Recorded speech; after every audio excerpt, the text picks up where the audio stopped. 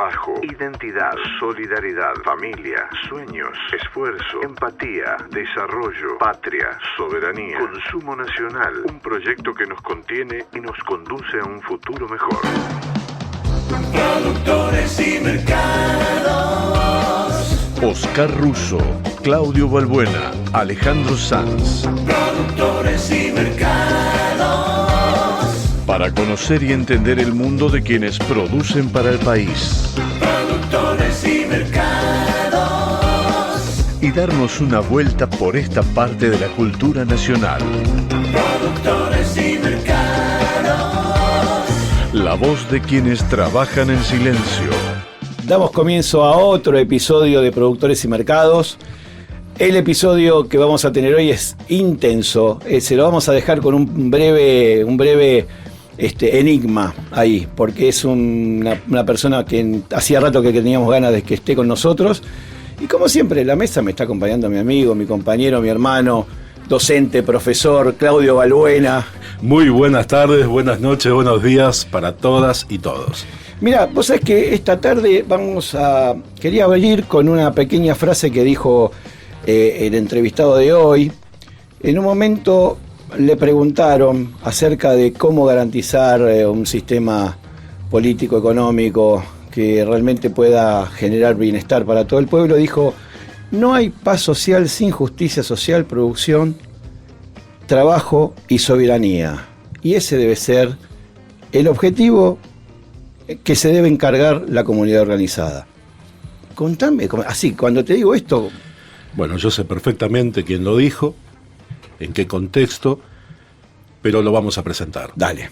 Hoy tenemos el gusto de recibir a David Seltzer. David Seltzer, abogado, recibido con título de honor en la Universidad de Buenos Aires, pero además, antes de ser abogado, también se recibió de ingeniero agrónomo. Entre otras cosas, fue ministro de gobierno. Bueno, pero mejor que lo cuente él. Mientras viene Ale, que debe estar corriendo por las escaleras. El talento de Ale Sanz, el otro compañero que siempre nos acompaña acá en Productores y Mercados, con el humor que siempre nos aporta.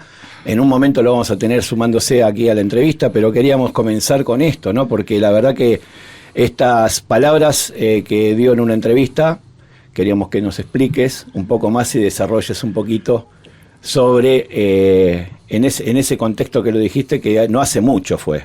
Pero bueno, queríamos arrancar esta vez por acá. Bienvenido, David. Bienvenido, compañero. Gracias, amigos. Faltaba la presentación, porque él se autodefine. Aparte de todo lo que dijiste vos, aparte pone militante peronista. Ahí va. Bienvenido, David. Ahora sí, gracias, Claudio, gracias, Oscar. Saluda a quienes nos están escuchando y bueno, siempre es un enorme placer estar con compañeros, con colegas de militancia y con expertos hombres de medios. Bueno, queríamos, sabes que la temática de Productores y Mercados es hacer un recorrido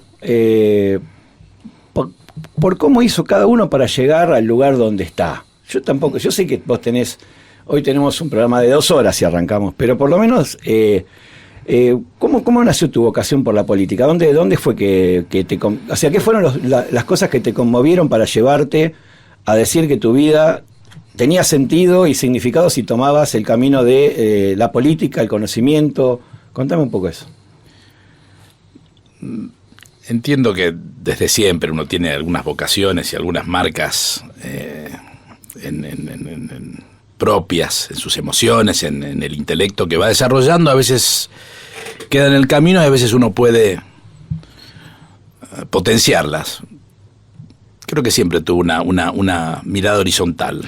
Siempre me preocupó más estar atento a los procesos colectivos que a los desarrollos individuales. ¿Venís de una familia que militaba en alguna fuerza política? Mi familia primaria no.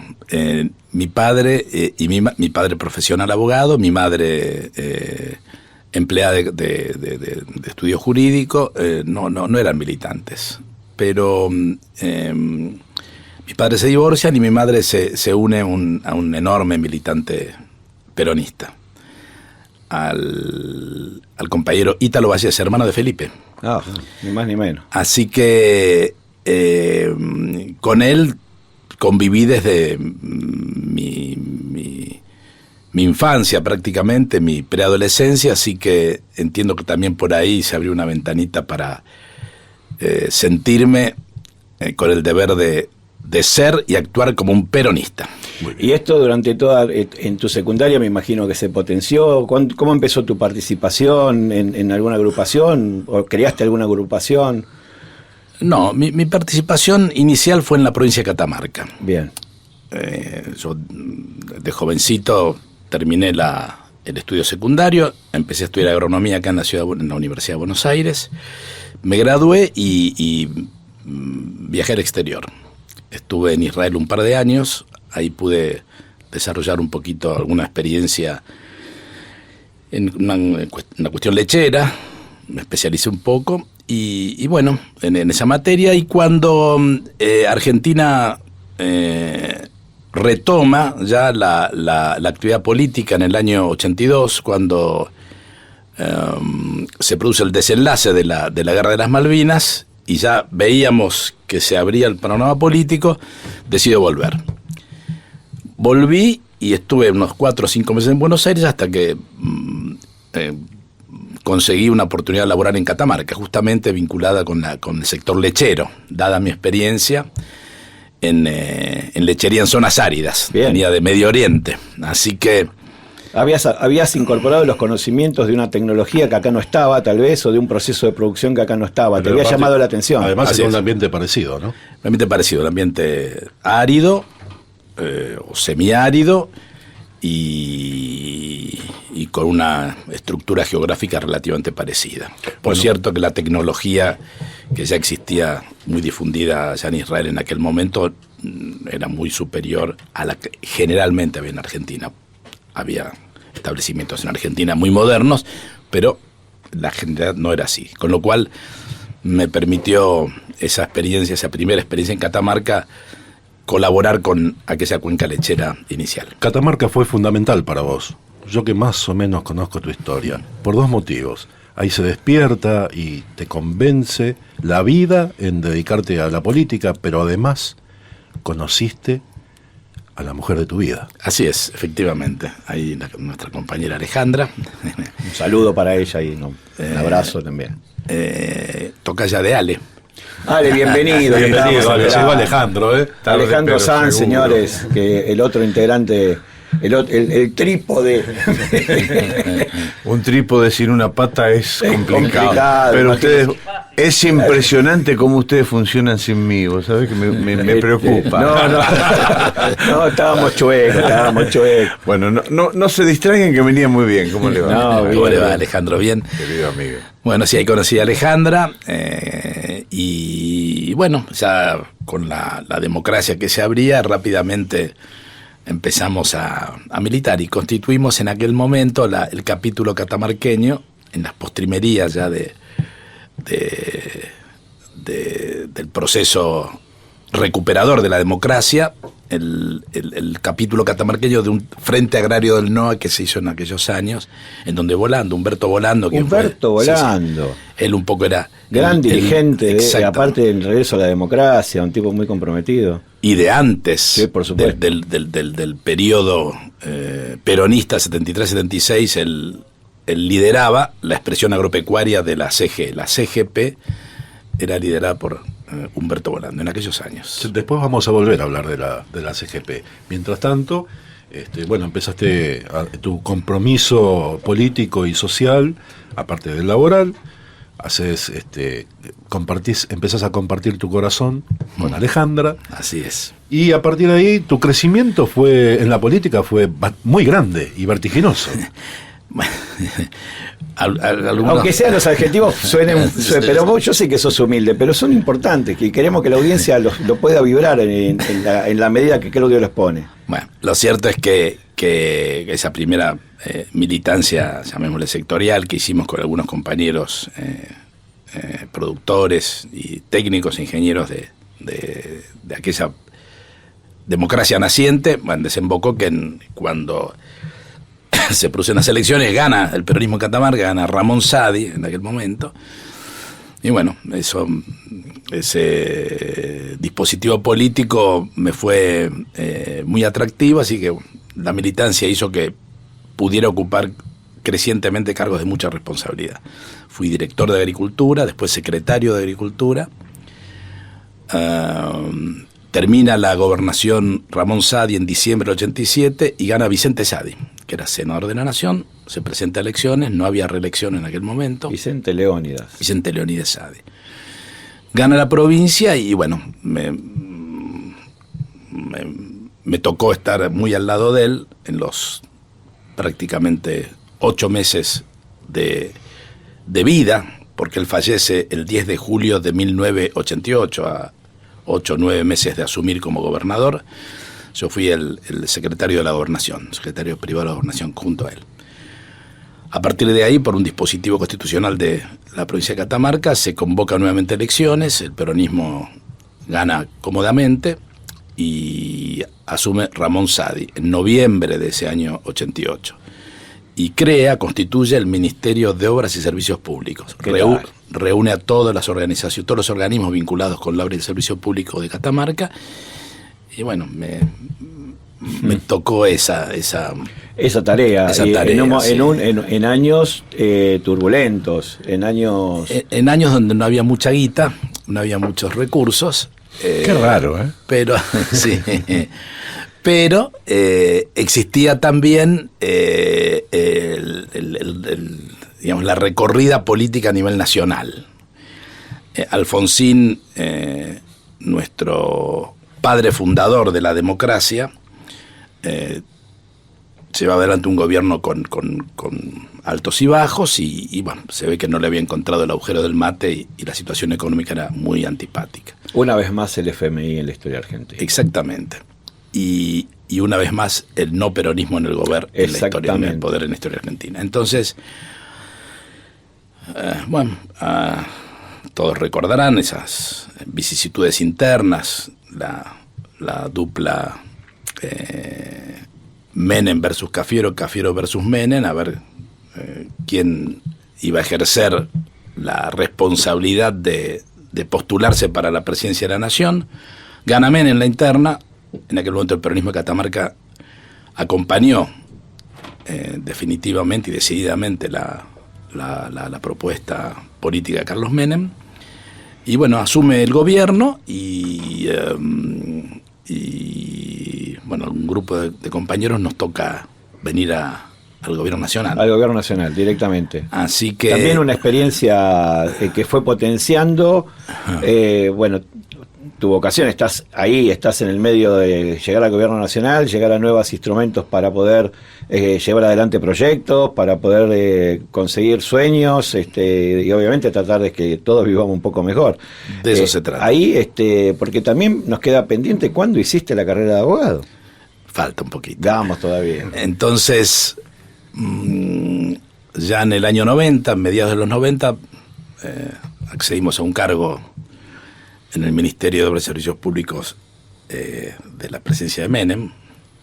En ese momento, ¿quién era el ministro? Roberto Dromi. Ahí está, Dromi. Y bueno, con esa novedad que de un momento a otro de haber pasado del salariazo y la revolución productiva, nos chocamos con el consenso de Washington y con las privatizaciones. Uh-huh. Estás escuchando en Productores y Mercados a David Seltzer, abogado recibido en la Universidad de Buenos Aires, ingeniero agrónomo e integrante del movimiento productivo 25 de Mayo, MP25M. Pero lo cierto es que también en Catamarca, donde teníamos nosotros nuestra referencia política, ocurre un horrible episodio que es el asesinato de María Soledad Morales, y eso cambia completamente la historia política de la provincia de Catamarca. Nosotros que estábamos en cargos nacionales, dado todo el proceso de deterioro que se gestó a través de un dispositivo que hizo sus primeros pasos para recibirse de Lofer, uh-huh, en aquella experiencia, y que después adquirió el doctorado con la compañera Cristina, Aquello fue una primera experiencia en donde a través de un mecanismo mediático, judicial y finalmente con apoyatura política, fracturan un proceso político que se estaba gestando en Catamarca, que tenía raíces federales y que tenía reivindicaciones que eran insoportables para la realidad política del gobierno nacional que encarnaba Carlos Menem. Así que interviene en la provincia. En el mes de abril del año 91, interviene en el PJ. Nosotros, por supuesto, nos retiramos de los cargos. Se produce una casa de brujas en nuestra provincia. Esto requiere varios capítulos para ser relatada. Yo ahí me quedo en Buenos Aires. Optamos por quedarnos aquí.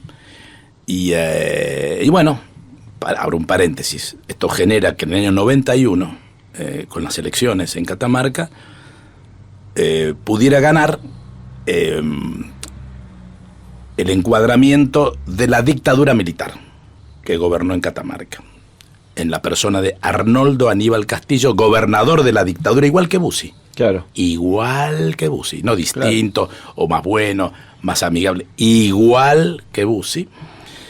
Tuvo 2 periodos y duró 20 años. Los resultados de la presencia de eso se llama Frente Cívico, es el radicalismo, aquella expresión del radicalismo que, como en nuestras provincias del noroeste, decir radical y decir conservadurismo es prácticamente un sinónimo político. Esos 20 años que concluyen en 2011 con el triunfo de la compañera Lucía Corpazzi, hoy vicepresidenta electa del PJ, bajo la lista que conduce Cristina Fernández de Kirchner, nos muestra un balance de qué es lo que pasó en Catamarca. Se rompió todo lo que se podía romper, se empobreció todo lo que se podía empobrecer. Hablamos de tejido social, de todo, productivo, de la calidad institucional y obviamente de la justicia. Y de las riquezas vacas, las riquezas mineras. Claro. Se fueron por la canaleta de vaya a saber qué corrupción o qué... Ese fue el primer ciclo que se abre, sería el segundo después de la dictadura militar, el del neoliberalismo crudo, salvaje, que cambia todo, absolutamente todas las estructuras, cambia una reconfiguración de la ubicación de Argentina en el mundo y también una lucha política descarnada donde aparece, como vos bien dijiste, los primeros atisbos del poder de la concentración mediática y la influencia en la población en la construcción de sentido, de significado, de armar la agenda, de que se discuta lo que te instalan dentro de los medios. Bueno, esto es una vuelta porque vamos avanzando en esta línea de tiempo, que está buenísimo lo que estás diciendo, porque en realidad vos te ocupás y tenés un foco puesto en el tema de la producción, en el tema de poner la centralidad de la producción como una línea ineludible para poder conseguir los objetivos máximos que necesitamos en Argentina para que vivamos mejor, para que volvamos a tener un país que pretenda ser soberano, ¿no? Venía la pregunta. Llegamos a esa instancia. Claro. ¿Cómo sigue? Bueno, nos quedamos en la ciudad de Buenos Aires, ya teníamos 3 hijas catamarqueñas, después vino otra porteña y por último un porteñito. Por tan porteñito no es tanto hoy en día. Es un muchachón de 26 años, gran crack. Y bueno, ahí en esas vicisitudes, por cierto, nosotros estamos permanentemente yendo a Catamarca, en los tiempos de elecciones, en las campañas, participamos de todos los procesos desde ese entonces hasta prácticamente ahora. Bueno, ahí es donde veo que posiblemente nos faltaba alguna herramienta intelectual para poder tener mejores chances en los debates, entonces me ocurrió estudiar Derecho. Sigo la trayectoria de mi abuelo y de mi padre, que fueron abogados, y bueno, me anoto en la Facultad de Derecho acá de la Avenida Figueroa Alcorta. Pero esa necesidad de poder hurgar en esos conocimientos, ¿eso te vino porque vos veías una situación institucional, vos veías una situación política? ¿O hubo un disparador concreto? Claro. Sí, fue los episodios de Catamarca, ver donde la injusticia vence a la justicia. Digo, bueno, pongamos un jugador más del lado de los buenos, que tenga herramientas intelectuales y de conocimiento para combatir la lucha sin fin, que es la lucha por las sociedades civilizadas, que es contra la injusticia. ¿Interveniste en ese caso? No, como abogado, no, porque yo terminé en el año 2000 mis estudios, con diploma de honor, como comentaban los compañeros, porque viste, los peronistas no nos gustan los estudios, la talento y humildad. No. Siempre fue talento y humildad, ¿no? Talento y humildad, exactamente. Eso hay que dejárselo para los señores que predican La meritocracia. Claro, y eructan groserías, Sí. nada más. Me quedé pensando para el político, el que hace política, estudiar abogacía es como para el músico estudiar música. Ni más ni es menos. un Claro. elemento fundamental. Es un elemento fundamental. Hoy reniego. Hoy renegamos de eso nosotros. Quería ¿Por qué? hacer un paréntesis. ¿Por qué ahí. renegas? No reniego de haber estudiado para nada, al contrario, ni nada que se le parezca. Reniego de la preeminencia que tienen los compañeros abogados, los compañeros economistas, los compañeros contadores. En los cargos nosotros creemos que tiene que haber industriales, productores, comerciantes. Esa es la militancia que estamos Te haciendo entiendo. ahora. Es como cuando el músico que se acostumbró a la partitura, le sacás la partitura y se olvidó de tocar sin partitura. Algo así. O tal vez para volver a las huestes, ¿no? Estoy recordando a un ministro de Economía como Miranda, como Helvar, ¿no? Y bueno, Que han tenido otras procedencias y sin embargo han tenido una mirada mucho más fuerte. Pero volviendo al tema de la parte jurídica, ese proceso que surgió con el asesinato de Morales, fue el primero en el que aparece e irrumpe las dos cosas, los medios y el Poder Judicial, direccionando lo que era un hecho aberrante, obviamente, para llevarlo al ámbito de lo político. Desmenuzar un poco eso, porque es complejo, porque es un tema muy urticante que quedó en el imaginario de muchos compañeros y compañeras, quedó como que había sido un acto de justicia haber sacado a ese gobierno que lo que protegía era corrupto y asesino. Y sin embargo había un montón de virtudes que tenía ese gobierno que no tenía nada que ver con estas cuestiones. exactamente. Y como vemos muchas veces a ciertos esquemas de gobierno se los ataca por las buenas y no por las malas cosas Claro. que hacen. Yo recomiendo, hace muy poquito se estrenó en una plataforma de televisión una serie, creo que se llama El caso María Soledad. El caso de María Soledad. Y a propósito de eso, en el diario El Esquiú, de la provincia de Catamarca, salió una nota editorial que yo recomiendo leer, que describe de una manera puntillosa pero fácil de entender y de leer aquel proceso y cómo quedó hoy asentado en la conciencia colectiva de esa cuestión. Así que yo remito al diario El Esquiú, que en su versión digital van a encontrar, pone María Soledad y van a encontrarlo, sí. lo que está perfectamente así descrito y muy bien escrito.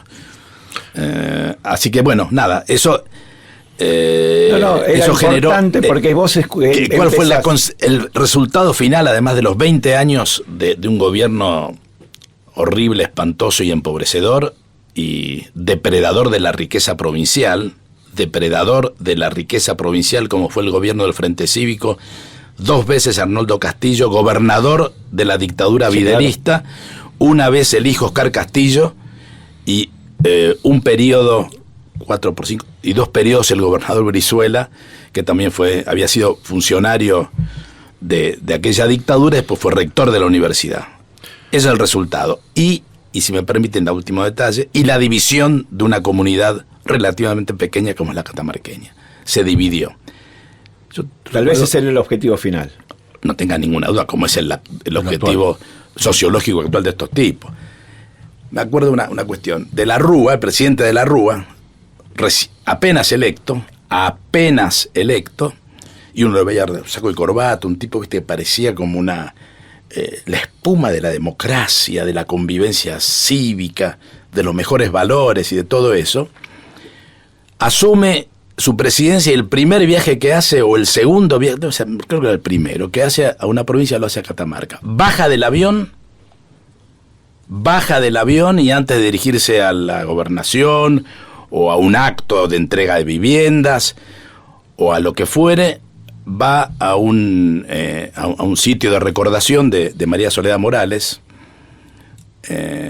a cuya casa yo frecuentaba porque sus tíos, Pichón, Risardo y Pepo Risardo, eran tamberos. Así que por mi primera actividad en Catamarca yo tuve una relación personal con ellos,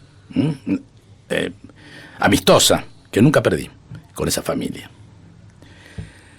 Entonces va de la Rúa, baja del avión, lo llevan en auto y lo hacen parar, y él lo acepta porque tonto no era, podría ser acartonado, pero tonto no era, y genera un hecho político en donde mete el dedo en la llaga, pone sal en la herida y rompe ese tejido que malamente trataba de restañarse en una sociedad dolorida y triste. Esos son estos tipos. Para conocer los testimonios de quienes sueñan y trabajan en silencio, te invitamos a escuchar Productores y Mercado. Productores y Mercado. Vamos a dejar un poquito este tema triste y continuamos con que estás establecido en Buenos Aires. Viene el gobierno que le continúa a este personaje, a este presidente, entre comillas, que acabas de nombrar. ¿Qué pasó ahí? Bueno, ahí se genera una revolución en todos los espacios políticos. La fortaleza con la que asume Néstor y la decisión. Estuve en Entre Ríos el fin de semana pasado y recordábamos que, así como aquella primera decisión de este tipo, del que mencioné hace un rato, de triste memoria, fue esta: lastimar y hacer doler al cuerpo social de su país, el del presidente Néstor es distinto. Tipo, la primera gestión que hace, una vez que asume, enterado, por cierto, de la grave circunstancia por la que estaban atravesando los docentes entrerrianos, se sube el avión, va, pum, se lo resuelve en 2 horas. Un tema de huelgas, de reclamos salariales. Así, sin andar preguntando, averiguando, pidiendo permiso. En vez de echar veneno en la sopa, le agregó pimienta de la mejor calidad. Esos son unos y esos son otros. Bueno, empieza el derrotero Néstor. En Catamarca hay idas y vueltas y se genera un primer episodio interesante que yo debo reconocer que yo en particular no estaba de acuerdo. La política de transversalidad que impone Néstor, que es virtuosa, porque es convocarnos a todos en un plano de igualdad y de horizontalidad, tiene en Catamarca el siguiente efecto. Para la elección del 2007, el Brizuela del Moral, que mencionaba hace un rato, lleva como candidata a Lucía Corpazzi, una eminente médica, infectóloga catamarqueña, hija de un gran dirigente, don Sebastián Corpazzi, que tuve el honor de conocer y compartir gabinete con él en aquellos primeros años, y a quien persiguieron con la intervención de una manera ni siquiera infame, de cuarta, horrible, de gente de mierda, con perdón de la expresión. Va Lucía de vicegobernadora, diciembre de 2007, gobernador Brizuela, ganan por supuesto, ya el peronismo mostraba síntomas de recuperación como fuerza política local, y con el avance incontenible de Néstor y del kirchnerismo en el gobierno nacional, estos se agarran, como aquel Cobos que fue en ese momento, fue vicepresidente de Cristina. Cobos. Estoy buscando en mi diccionario personal algún epíteto que le quepa y no lo encuentro. Discúlpenme, no me alcanzaron los diplomas. Es que todos esos epítetos se te notan, a lo que escuches yo lo estoy mirando y se le notan en la cara, salen por todos lados esos epítetos, pero fue un proceso muy... Pero ¿qué pasó? diciembre de 2007. Empieza febrero-marzo la movida rupturista y empiezan los primeros ataques contra el pacto democrático. Contra el pacto democrático cuando ciertos intereses de la producción agraria empiezan con los cortes de ruta y la movida. Entonces, en esa minuet de desestabilización, el primero que levanta, no el segundo ni el tercero, que levanta la mano 5 meses antes, porque fue en julio lo de Cobos, con su voto traidor, es el señor Brizuela del Moral. Yo rompo la transversalidad. Previamente había sacado alguna guita para algún dique, alguna cosa así. Pues son eso. Ratas de cuarta y de quinta. Esos son. Rompe la transversalidad y la aísla a Lucía. Al peronismo le encanta que lo aíslen, le encantan que lo maltraten, le encanta al peronismo que lo verduguen, y se ve que ahí empieza un proyecto y un proceso que desemboca con un enorme triunfo en el 2011. En marzo del 2011 el peronismo recupera por fin la provincia de Catamarca, que solamente la perdió por conducto de fuerzas y dispositivos ajenos a la voluntad popular, definitivamente. Y que además también hay que poner el foco en lo que fueron esos años con respecto a algo que te apasiona, que es el recorrido de la producción, de la centralidad de la producción y el trabajo, de la manera de construir comunidad, de la forma en que podemos poner las 3 luces del peronismo, que son la justicia social, la soberanía política y la independencia económica, como un norte que es en el que tenemos que estar permanentemente construyendo, porque vos fíjate que eso no tiene, los números que cualquiera puede investigar acerca de cómo fueron desastrosos. Ahora, el proyecto que Néstor y Cristina llevaron adelante han logrado demostrar una vez más que se puede instalar el 50-50. Es correcto pero lo que decís. La pregunta es, ¿cómo se puede lograr esto? ¿O querías hacer más, o querías pasar un poquito más? Hay toda una historia, porque como él nunca dejó de estar del lado, digamos, de la producción, y ahora está hablando meramente de hechos políticos, él pasa por un lugar de la producción muy importante, y me gustaría que nos contaras de la calle Rivadavia. Así es. En el año 2004, además de todas estas cuestiones de militancia y de estudio y eso, me invitan a formar parte de la Confederación General de la Producción, que es la estructura orgánica agropecuaria de la CG, ¿no? La histórica estructura orgánica. Así que empezamos a militar ahí en aquella CGP, y vamos acompañando el proceso de recuperación de la CG, que en los primeros años de Néstor ahí tuvo un impulso muy fuerte. Claro. Había apoyo ahí para poder. Totalmente, pero en los primeros años de Néstor él no pudo utilizar esa herramienta porque peleas internas, así entre pequeños egos, hicieron que Néstor se viera obligado, el gobierno de Néstor, a intervenir la CG. Intervino la CG. Primera vez en la historia, desde su fundación hasta hoy, que un gobierno democrático interviene la CG. Siempre fueron los gobiernos militares o autoritarios los que la intervinieron.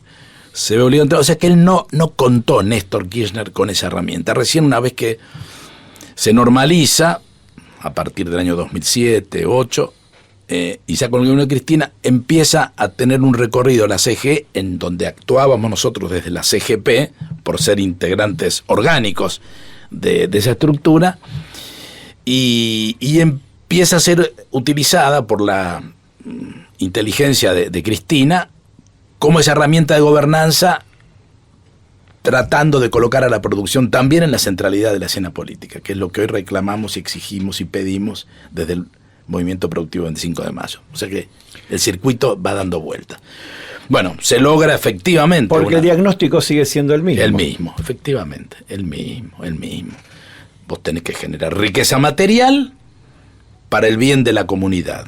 Y para que sea para el bien de toda la comunidad, tiene que haber el factor político que le incorpore ciencia, tecnología, desarrollo, territorialidad, etcétera, etcétera, y sepa cómo distribuirla democráticamente para que todos y todas tengan sus 4 comidas diarias, su casa cómoda, su baño caliente a toda hora, sus vacaciones, su universidad pública y todo eso, y su salud. Bueno, eso es un gobierno peronista, con la producción en la centralidad de la escena. Se logra un recorrido con Cristina, porque su conducción así lo impuso, y nosotros, bueno, tuvimos la enorme suerte con Claudio y con muchos compañeros de participar en aquellos episodios. Por supuesto que, y esto hay que decirlo así también,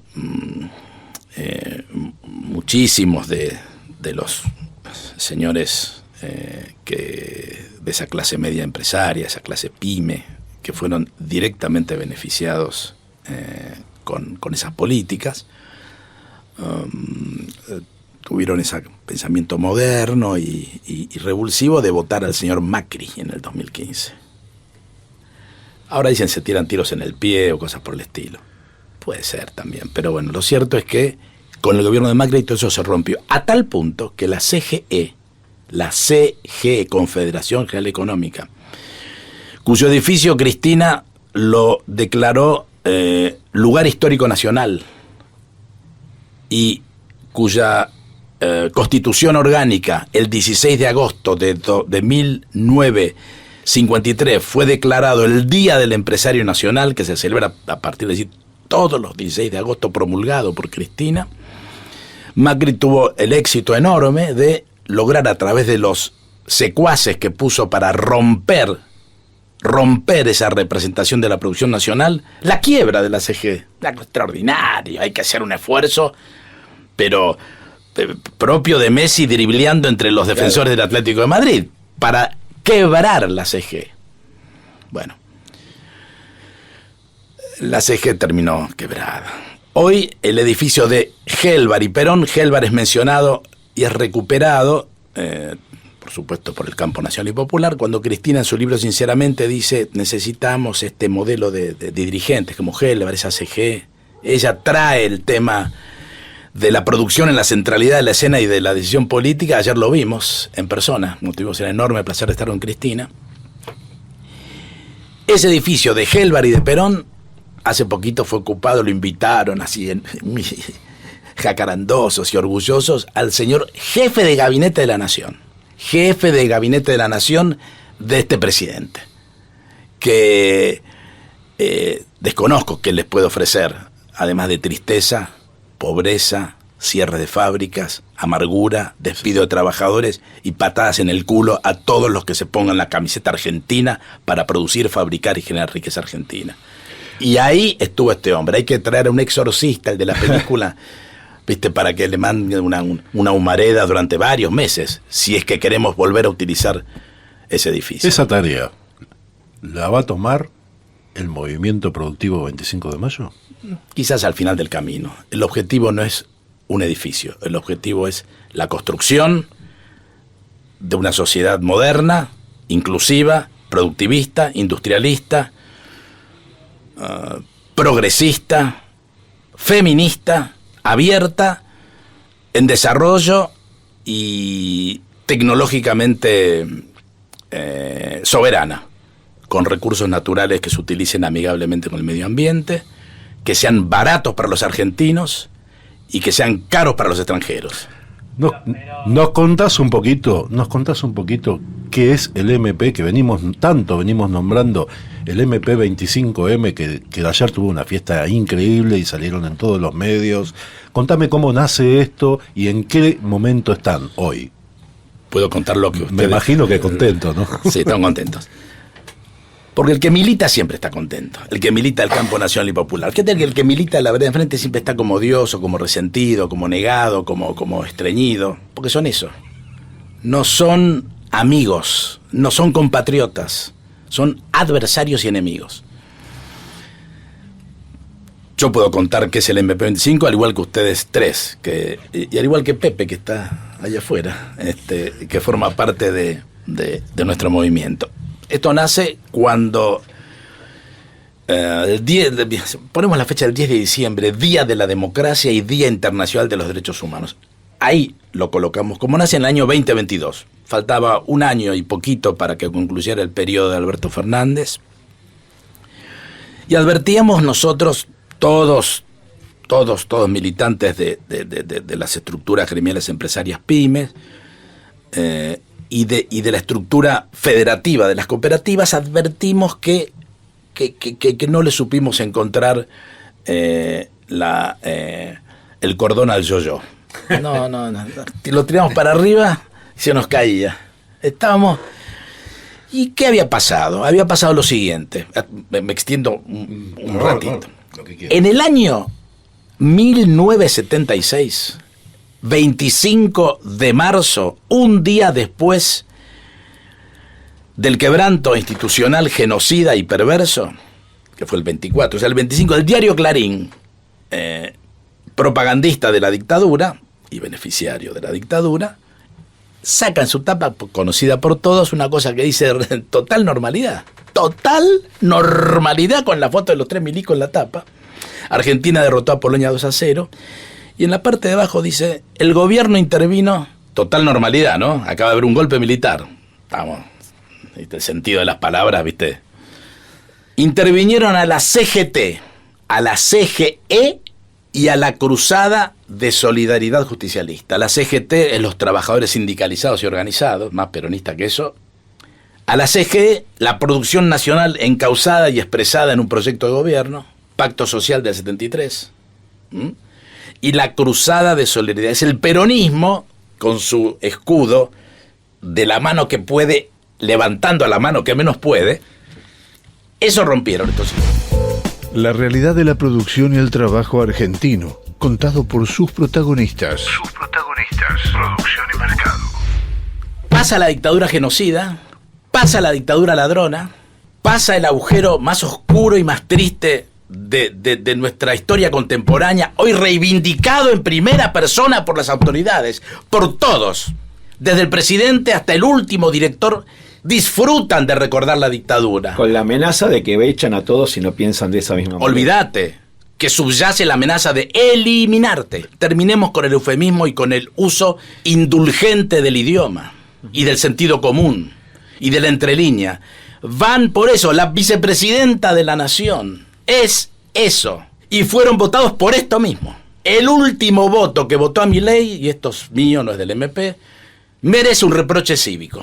Porque vinieron a hacer esto y vinieron a reivindicar esto. No es distinto a lo que prometieron. Yo voté porque tenía una ilusión. Falso. Voté porque quería este quebranto social. Quería ver de rodillas a mis compatriotas. Hay ciertas interpretaciones con eso, que tienen que ver también con un recorrido del movimiento nacional y popular peronista, que en estos últimos años empiezan a plasmarse en miradas diferentes dentro del mismo espacio. Y unos dicen que en realidad recuerdan el momento en que Néstor, cuando pierde con Alica Alicate, ¿se acuerdan? Otra campaña feroz. Una campaña feroz. Él tiene se cuenta que él estuvo bastante preocupado porque no podía comprender qué había pasado en esa elección. Y él empieza a ver que lo que había sucedido es que había algo que no había podido interpretar de las necesidades del pueblo para esa elección, y que habían sido arrebatadas por una campaña infame de esta persona que fue con todo un aparato mediático atrás. Y fíjense qué cosa, al año siguiente la UH se instala con toda la fuerza, porque había visto que ahí había ¿cómo puede ser que nosotros habíamos llevado los salarios, las jubilaciones, habíamos hecho una mejora muy importante en lo que estaba totalmente olvidado para otras gestiones, y en este momento parecía como era un castigo, por otros motivos. Y había un castigo, se había continuado todavía con la rémora de lo que había quedado del dualdismo en cuanto a la política social, que ya estaba agotada. Esto es una interpretación, lógicamente, ¿no? En este caso, según vos, en el caso que se acaba de concluir ahora y mostrar con que había mucha gente que lo vota por la casta, lo vota porque lo que interpretó que estaba harto, porque este muchacho que irrumpió hasta sorprendió a todos, ¿no? Porque la casta se quedó con un concepto de la casta, y realmente fue algo disruptivo y que casi no la vio nadie. El grado de bronca que había del ciudadano, del de a pie, con el ver que había un montón de gente con privilegios, que nunca pagaba nada, que siempre caían las responsabilidades sobre los que estaban debajo. ¿Qué opinas con respecto a esto? ¿Cómo es tu mirada con respecto a esto? Mi mirada es que después quiero retomar la historia del MP25 para no quedar descolgado, pero mi mirada es la siguiente. Disiento de eso, porque no puede ser que la mitad de los argentinos entendimos perfectamente, sin ser ningunos genios, ningunos magos, ningunos ilusionistas, que cuando estos tipos decían vamos contra la casta, vamos por la libertad, todo eso eran simplemente eufemismos para consolidar una estructura de poder económico dominante, anti-argentino y anti-soberano, en manos cada vez en menos autoridad. Entonces no puede ser que la mitad somos todos iluminados, estudiamos de noche, no dormimos y recibimos algún... No, vimos lo mismo que todos vieron, pero nosotros tenemos ganas de que no sea así. Tenemos ganas de que esto sea un país inclusivo, un país para el total de los argentinos. Estos no. Los que votaron, hasta el último inocente que se hace el tonto y que le hacen... Y usted está decepcionada. Mentira. Estás contenta. Porque esto es lo que votaste. Ahora, podés decepcionarte con vos mismo, que es la madre de las decepciones. Entonces, decirlo así. Soy un pelotudo, soy un gil, no hice caso, me enceguecí, no fui capaz de hacer en el telefonito de mierda hacer clic, clic y googlear un poquito a ver qué pasó en la Argentina con las mismas políticas que estamos repasando ahora, y sin embargo me gustó prender la tele, enchufarme y poniendo cara de pánfilo o pánfila, meter el voto a este tipo. Entonces, ¿qué? Nosotros tenemos...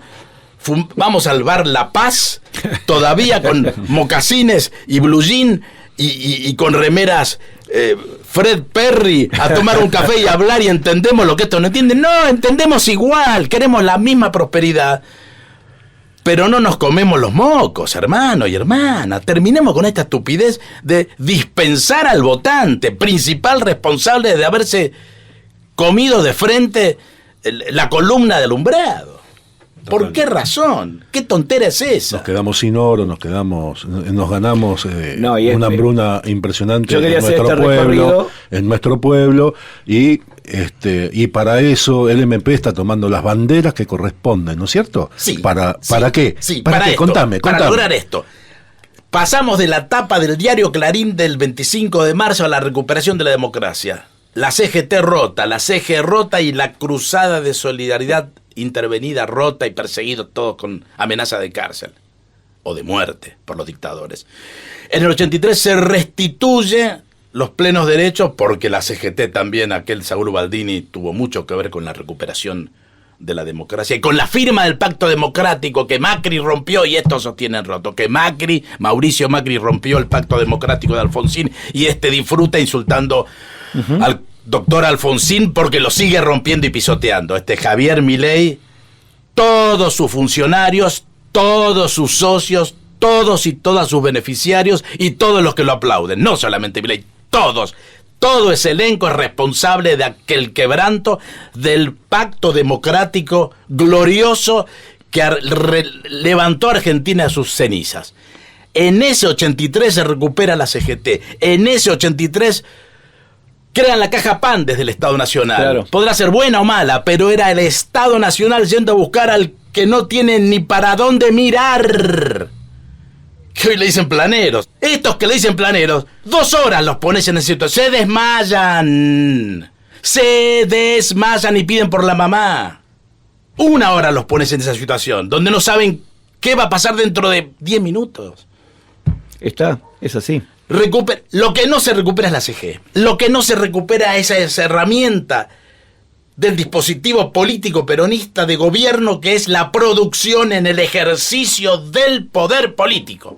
La producción expresada por los que brindan el 75% de la mano de obra calificada y con ascenso social, los que despliegan en el territorio el acceso a la tecnología, los que construyen riqueza material todos los días, las pymes, las cooperativas, las universidades. Es decir, todo lo que expresa ese entramado, los que invierten en Argentina, eso no se recupera. El sistema ganó. Lo que fueron a buscar en el 76 es esa cosecha y no otra. Debilitar la construcción de la riqueza nacional, que tiene dos columnas: los trabajadores organizados y la producción ordenada bajo un sistema político, siendo protagonista del sistema político. Cuando Helmer era ministro de Economía, de Cámpora y de Perón, todas las provincias peronistas, todas, tenían la orden política de designar en sus ministerios de producción y de economía a dirigentes y dirigentas de cada una de las federaciones económicas, que eran las organizaciones que constituían aquella estructura de aquella CG. La producción al poder es lo que decimos todos los días en el movimiento productivo 25 de mayo.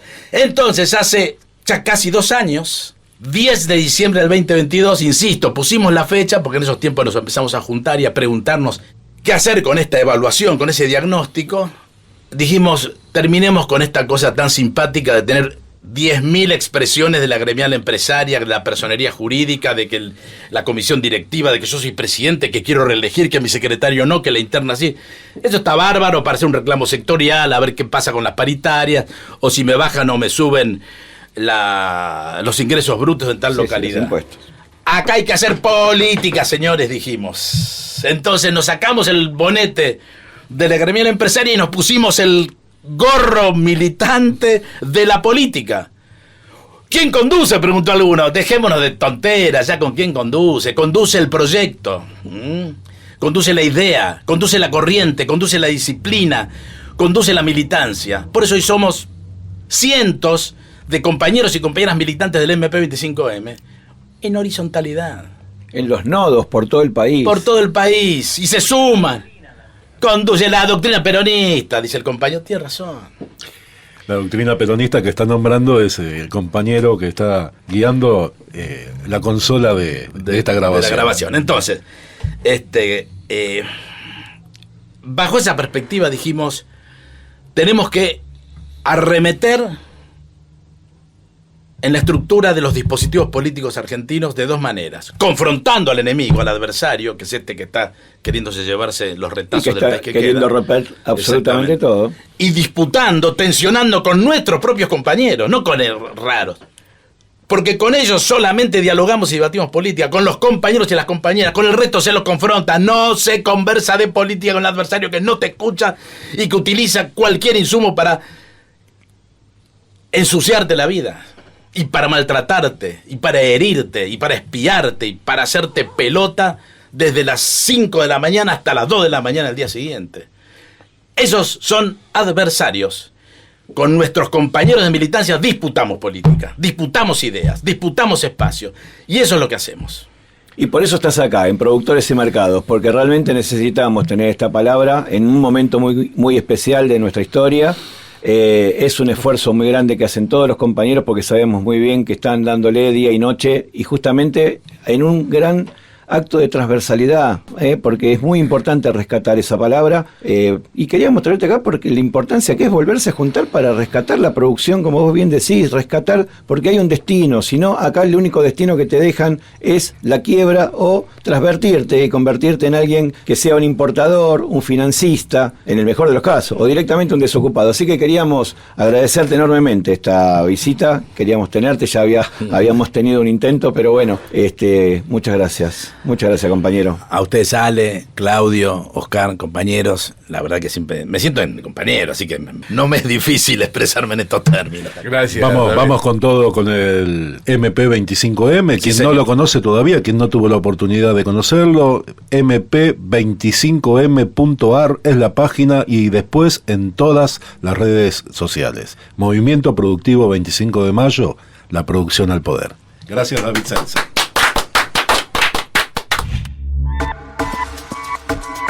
Y ahora, en Productores y Mercados, La Chapa. Una idea producida por Alejandro Sanz. La Chapa. Con ustedes, el susodicho. Hoy, en este espacio, vamos a escuchar un tango compuesto por Rudy Sanz, tema original, que aborda un tema muy poco original, la impunidad. Y esta, aumentada por el efecto pandemia, ha sido titulada Impunidad de Rebaño. Muchachos, ¿Qué, maestro? vamos a ensayar otra vez esa canción a ver si la podemos estrenar. ¿A cuál se refiere? Esa que titulé Impunidad de Rebaño. Uy, Dios, no ensayé la guitarra. No importa que no te salga bien la guitarra, métele igual. Metele, metele.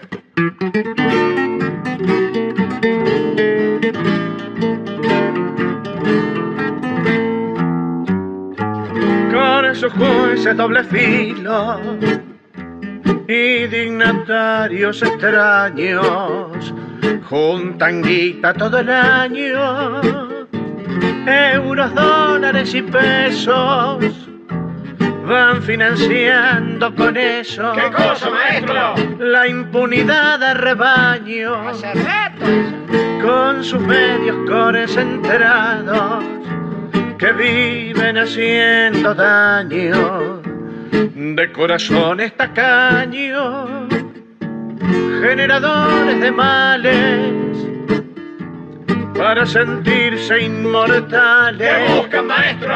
La impunidad de rebaño, sus denuncias son patrañas y su verdad el engaño. No cumplen ni el cumpleaños, todo les importa un pito, pero exigen a los gritos impunidad de rebaño.